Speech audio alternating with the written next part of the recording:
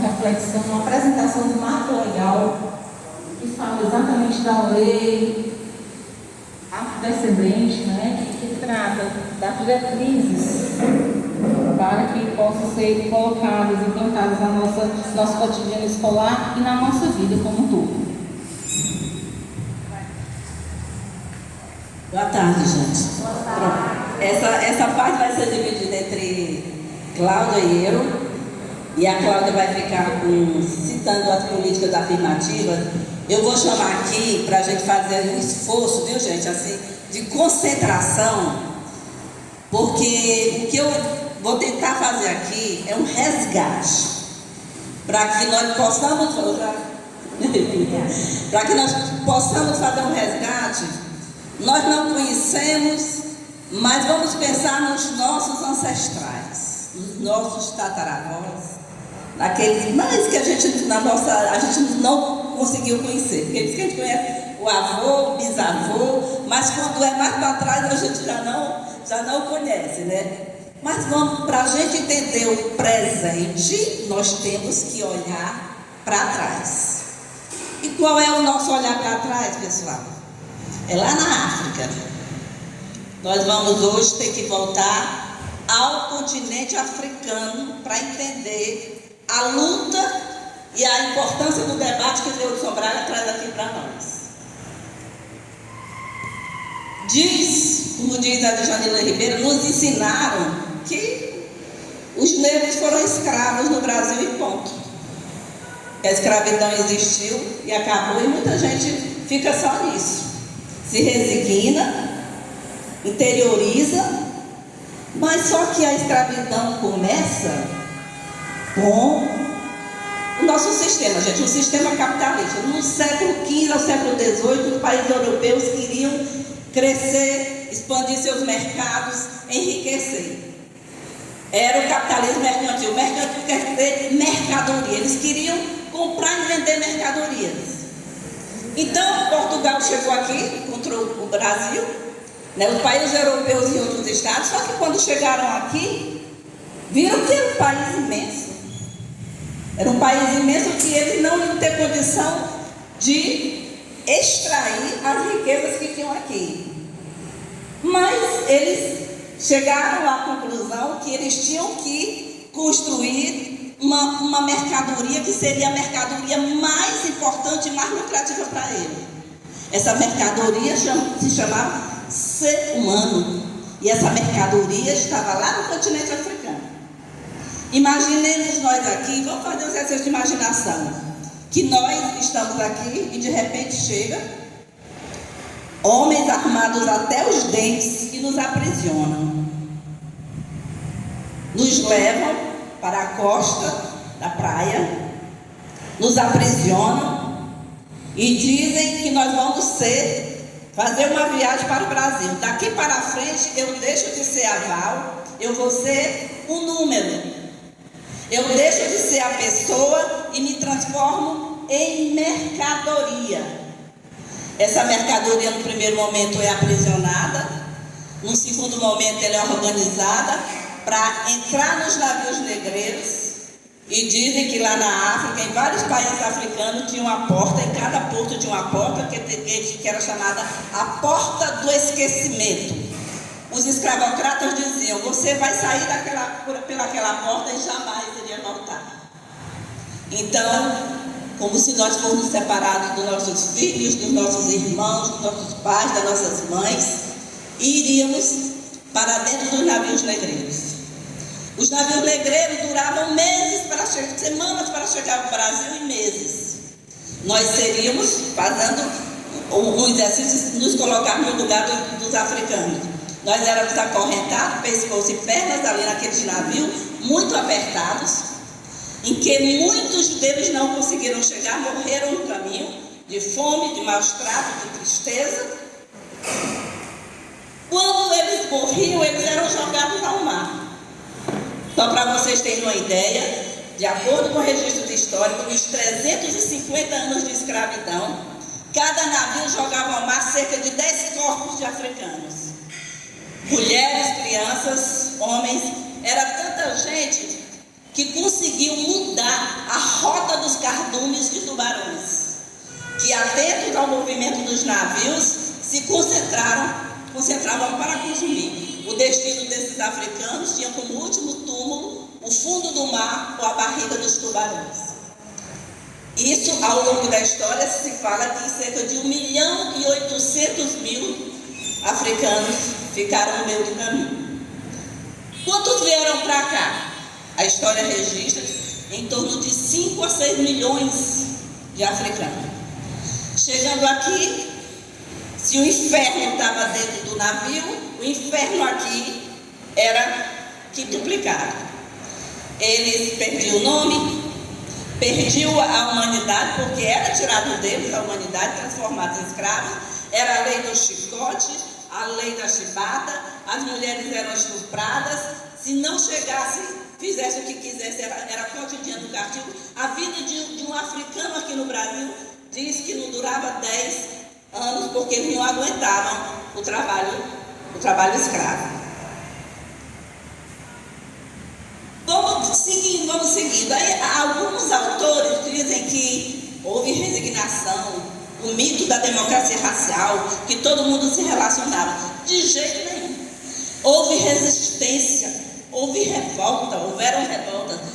O 20 de novembro, que nós estamos comemorando aqui, é a expressão mais clara de que houve revolta. Foram quase 100 anos de Zumbi dos Palmares, dos quilombos dos Palmares, de resistência, com massacre. Na Bahia, a revolta dos malês, em vários locais do Brasil, os africanos não aceitavam o estado de escravidão. Mas foram 350 anos com esse regime. Só pode ter esse regime. Aí por que, professora Val, tanto tempo?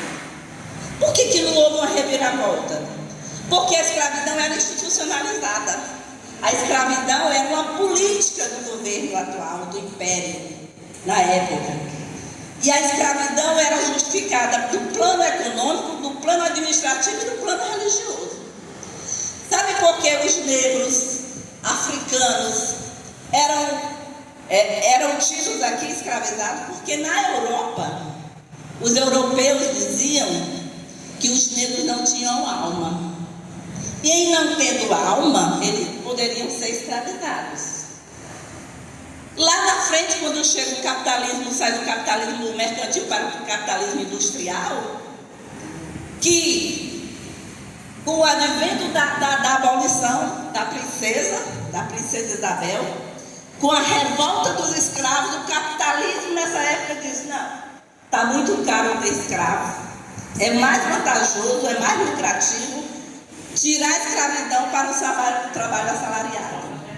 Os negros africanos da época deveriam ter pensado: que maravilha, acabou a escravidão, nós vamos ter trabalho, nós vamos ter emprego, nós vamos ter moradia, mas não teve. O que o governo fez? Abolida a escravidão. Eles olharam para os africanos e vieram com uma outra fake news. A primeira fake news era a questão que não tinha alma. A segunda fake news era que os negros eram inferiores intelectualmente. Eles não tinham capacidade de assumir os postos de trabalho da indústria que se anunciava no mundo no século XIX. O que fizeram? Não. Vocês estão livres, mas sigam a própria sorte.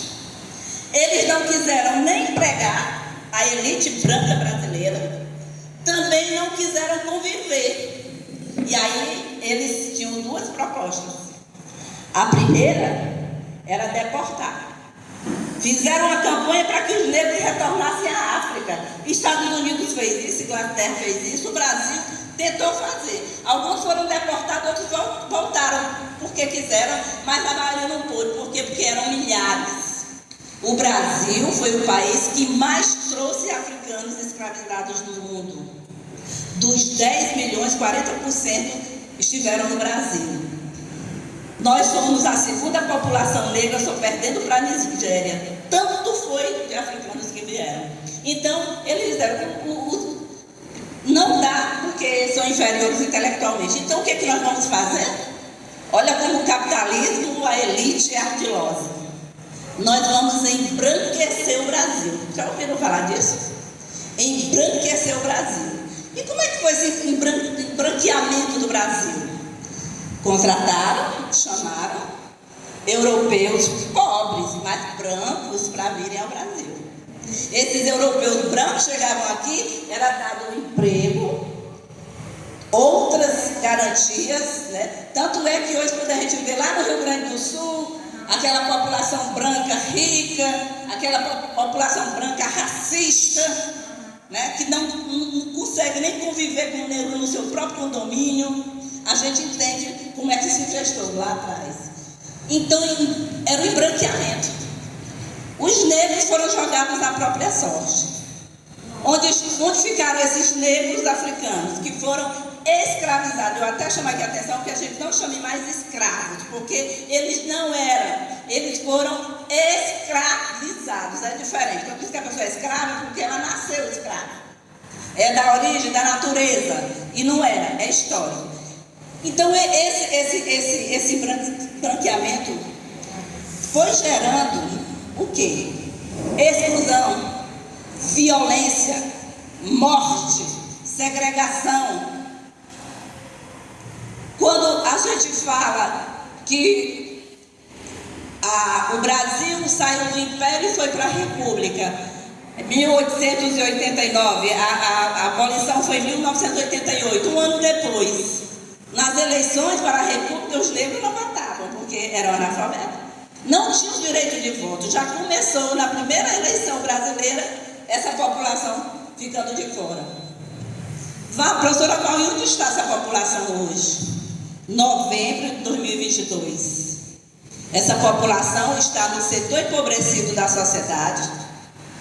E nós fazemos parte, que nós não somos a elite, nós somos esse setor. Essa população está nos morros do Rio de Janeiro. Essa população está nas periferias de Fortaleza, do Brasil também. É onde está essa população.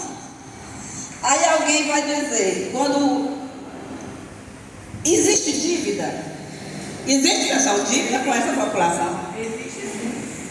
E aí tem esse livro aqui. Eu recomendo depois para Verônica comprar e colocar. Chama-se Racismo Estrutural. Tudo que eu acabei de falar foi o que se gestou, o que se construiu nesse país, do que nós chamamos racismo estrutural, porque estava na estrutura que foi sendo construída até aqui. Negro não tem alma, negro é inferior, negro é aleijado. E hoje tem preconceito? Acabou o preconceito, pessoal? Acabou o racismo, minha gente? Então, aqui, o Silvio Almeida, ele vai fazer um trabalho mais aprofundado do que eu estou falando, sobre as causas, as consequências e a necessidade de desconstruir esse racismo estrutural. Vem depois dele a Djanila Ribeiro, que ela vai falar do manual antirracista. Sabe por quê, pessoal? Eu venho fazendo a imersão dessa questão há muito tempo e eu me descobri assim, consciente, porque às vezes a gente diz que nós não somos racistas, mas é inconsciente. Mas no falar, no gesto, em algumas ações, nós somos racistas. Nós devemos ser um antirracista em construção todo santo dia. Porque nós temos expressões, nós temos análises. Eu tinha a minha mãe, que a minha mãe é uma pessoa maravilhosa. Quem aqui não tem assim, que as mães e os pais, mais lá para trás, eram extremamente racistas, que não queria que seus filhos namorassem com um negro, que eles diziam? Até isso acabou? Não. Isso não acabou. Isso não acabou porque há uns 2 anos atrás, um estudante da USP negro, que entrou pelo regime de cotas, de tanto sofrer preconceito, cometeu suicídio dentro da USP, a Universidade de São Paulo. E muitas pessoas chegam ao extremo porque não aguentam. Você entrar numa loja e você ser da pele bem negra e você ser acompanhado pelo gerente. Você chegar numa loja e você ser destratado. Então, isso aqui é uma herança maldita, que ela tem que ser desconstruída a todo momento. E a Janila Ribeiro, ela vai dizer que nos ensinaram que havia escravidão e ponto. Não nos ensinaram que houve resistência, que a escravidão ela foi construída historicamente, que o racismo foi construído historicamente, porque na África essa nomenclatura negro e raça não existia. Ela foi construída para justificar a inferioridade dos africanos. Uma construção. Hoje, o movimento negro tem orgulho de ser negro porque eles estão querendo fazer a virada. Querem virar a chave. E nós queremos virar a chave, nós pardos, porque negro e pardo. E os brancos, aqui entre nós, que tem branco, mas nós somos da miscigenação e do lado pobre, porque nós não somos do lado rico. Entendeu? Porque as mulheres negras eram estupradas. Quem sabe se as pessoas que são brancas aqui lá atrás não foi fruto de um estupro? Quem é que vai saber se não foi? Então essas discussões elas são muito fortes e nós devemos ter. Outro livro aqui também, aí outro livro, aqui é de Janila, outro livro é um pequenininho, esse aqui chamado, esse aqui é também de um intelectual negro de Camarões, chamado Achilles Mbembe. Um dos maiores intelectuais da atualidade que trabalha a questão da escravidão. Olha o nome do livro dele, Necropolítica. Necro quer dizer morte, e política é como se governa, como se gera uma sociedade. Então é a política da morte. Ele vai falar que os governos, desde o tempo lá do sequestro dos africanos, que eles foram sequestrados, se desenvolveu uma política. O que é a necropolítica? Os governos decidem quem morre e quem vive. Um exemplo bem prático aqui para nós do Brasil, a Covid, que agora está voltando, está todo mundo desesperado. Quem no começo não ouviu dizer que a Covid era uma doença democrática? Você lembra? Que pegava todo mundo, pegava rico, pegava pobre, não foi? Hoje em dia a gente ainda diz que a Covid foi democrática. Porque quem foi que morreu mais? Foi rico ou foi pobre? Foi branco ou foi negro? Foi quem mora no centro, nos prédios de luxo, ou quem mora na periferia, que teve que lotar os ônibus todo dia para ir trabalhar? Porque a institucionalidade, os governantes diziam que tinha que ir trabalhar, porque não era para ficar em casa. E muitos morreram. Então é necropolítica. Decidiu-se uma política que decidiu quem ia morrer e quem ia viver. Na medida que retira as condições de moradia, de trabalho, que não dá a vacina no tempo correto, que não garante à população os meios de você se resguardar, isso é necropolítica. Mas aí, não é só desgraça a gente tem para ler. Tem esse outro aqui chamado Frantz Fanon. Ele vai dizer, pele negra, máscaras brancas. Ele é um psicanalista, ele vai dizer que como nós interiorizamos o racismo, o sentimento de inferioridade que tem que ser desconstruído, e ele vai dizer que foi construído pela Europa, pelos intelectuais europeus. Eu sou professora de filosofia, estou revendo os meus grandes filósofos de admiração, e eu percebi que eles não trataram dessa questão, muito pelo contrário, muitos reforçaram, porque a questão do negro não estava no horizonte deles, e é importante a gente fazer esse resgate, olhar lá para trás, para a África, para entender o que é que acontece hoje no Brasil. E felizmente hoje no Brasil existem intelectuais, existe a União Nacional dos Negros, existem instituições que estão dizendo: abaixo o racismo, nós não vamos mais permitir. Não vamos mais permitir porque os adolescentes negros da periferia são mortos. Vocês viram recentemente que um determinado ex-político, não era mais, se armou até os dentes com granada. Aí a polícia chegou lá, rindo para ele por todas as maravilhas das delicadezas. Mas se você for lá na periferia, a polícia chega batendo na porta e atirando e matando. Quantos jovens, crianças, a gente vê todo dia no jornal que foi morta por uma bala perdida, porque a polícia, uma intervenção policial lá, chegou e atirou e matou em todo mundo. Então quantos de nós não vamos ver nos jornais e vamos ver que, apesar dos negros e pardos serem 56% da população brasileira, essa maioria é a maioria pobre, essa maioria é a maioria que não está dentro do plano de saúde, é uma maioria que é assassinada, é a maioria das instituições carcerárias, é a maioria dos moradores de rua. Isso tem que acabar. Por que tem que acabar, gente? Por vários motivos, mas tem um que eu consigo frisar como fundamental. Nesses 350 anos de escravidão, quem foi que construiu a riqueza do Brasil? Foi a elite branca ou foram os africanos escravizados? Construíram uma riqueza, enriqueceram o Brasil em muita gente, e hoje chega um negro e eles são aleijados. Hoje os países europeus que sugaram até a medula, chuparam até o bagaço da cana do trabalho dos africanos escravizados, hoje estão colocando barreira na Europa que se chegar lá não deixa entrar. Então, nós temos que ter consciência disso para todo momento. A gente fazer o policiamento individual. Na hora que eu estiver com a impressão racista, quantos de nós no passado não falava samba do crioulo doido, querendo dizer que uma pessoa estava, fazendo. Quem de nós não dizia o negro quando não faz na entrada, faz na saída? Quem de nós não sabia, está chamando o urubu de meu louro? E aqui são várias expressões que nós vamos dar aqui. Todo mundo aqui vai se lembrar de uma que ouviu ou disse e nunca se horrorizou por isso. Daqui para frente, gente, não basta não ser racista. Nós temos que ser antirracista. Alguém vai dizer, mas Val, nunca se fez nada. Está do mesmo jeito. Nenhum presidente nunca se pronunciou quanto a esse genocídio que aconteceu com os africanos. De todos os presidentes da República, apenas um foi a Senegal, acho que em 2015, e pediu perdão pela escravização dos africanos, que se chama Luiz Inácio Lula da Silva. Depois,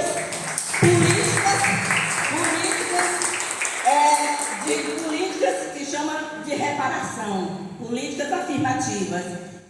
A Cláudia vai dizer que políticas foram essas, qual a repercussão dessas políticas, elas bastam, elas são necessárias, e como podemos avançar nessa política. E aí é que entram os direitos dos alunos aqui. Muito obrigada.